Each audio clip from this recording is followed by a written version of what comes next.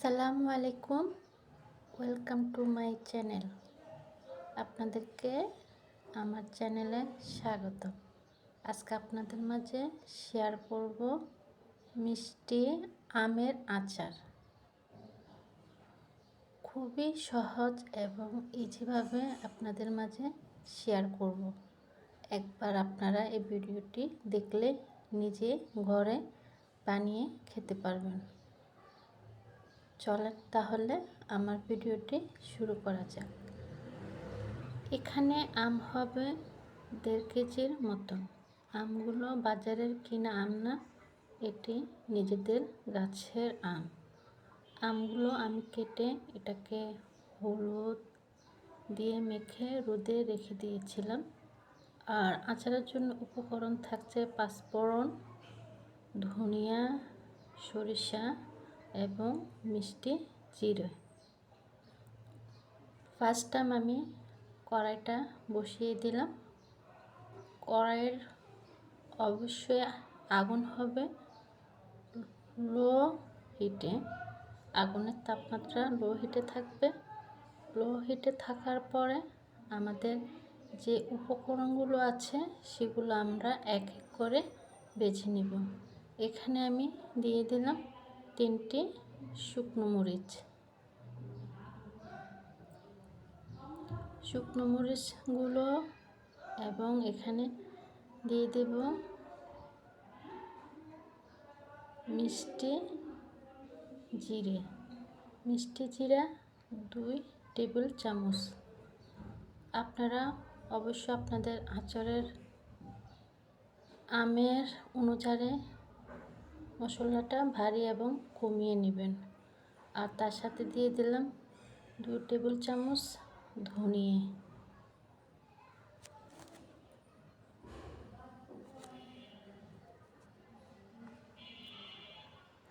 পরে দিয়ে দিলাম এখানে সরিষা। সরিষাটাও 2 টেবিল চামচ দিয়ে দিলাম। আর আমরা এটাকে বেশিক্ষণ ভাজবো না, এটাকে লো আছে একটি সুন্দর শুকরান আসা পর্যন্ত ভেজে নেব। বেশি সময় এটাকে ভাজা যাবে না।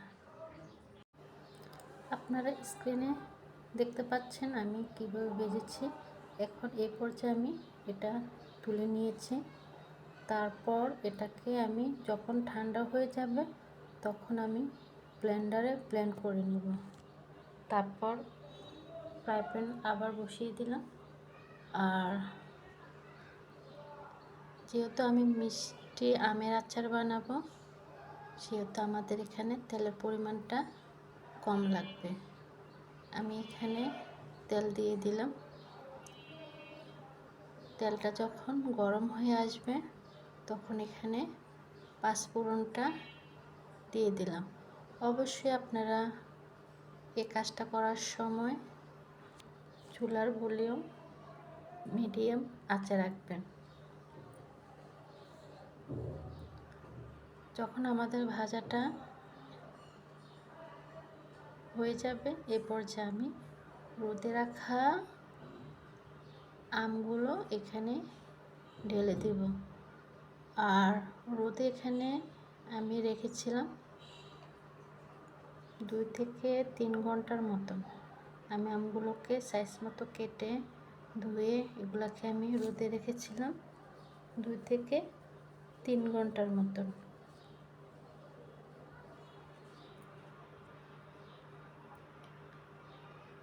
তারপর এক এক করে আমগুলো আমি এখানে দিলাম আর ওই তেলের মধ্যে এগুলোকে ভেজে নিব।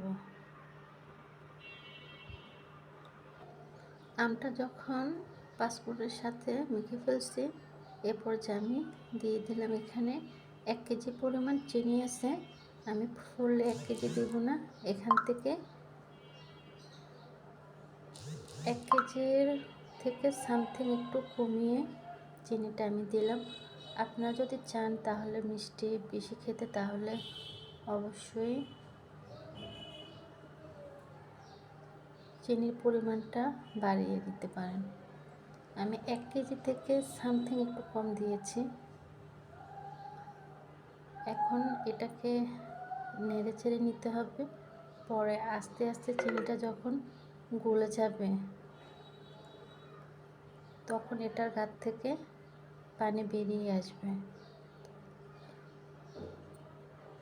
চিনিটাই তো আস্তে আস্তে গলা শুরু করেছে। এখন এই পর্যায়ে আমি দিব, চিনিটা গলে পানি বেরিয়ে আসছে। এখন এখানে অ্যাড করব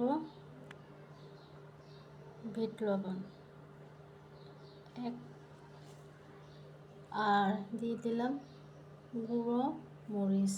এটা হচ্ছে রাঁধুনি গুঁড়ো মরিচ, 1 টেবিল চামচ রাঁধুনি গুঁড়ো মরিচ আর বিট লবণ দিয়ে এটাকে ভালোভাবে করে নেব। আমি কিন্তু অলরেডি চুলার আগুনটা একদম মিডিয়াম হিটে রেখেছি। এটা অবশ্যই মিডিয়াম হিটে রেখে এই আমের আচারটা আপনাকে তৈরি করতে হবে।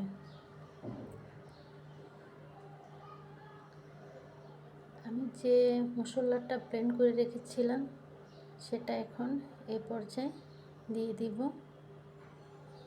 দিয়ে আমি 3 থেকে 5 মিনিটের মতন এটাকে কুক করে নিব।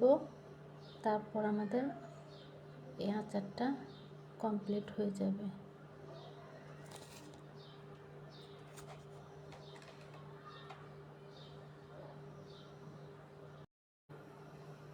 আমার ভিডিওটি কেমন হয়েছে? আচারটা যদি বানানোর রেসিপিটা একটু ভালো লেগে থাকে তাহলে অবশ্যই লাইক, কমেন্ট এবং শেয়ার করতে ভুলবেন না। আর অবশ্যই এখানে আমি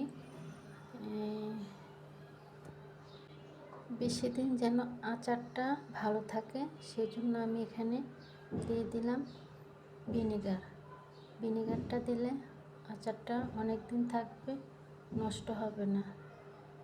ভিডিওটি কেমন হয়েছে অবশ্যই কমেন্টের মাধ্যমে জানাতে ভুলবেন না।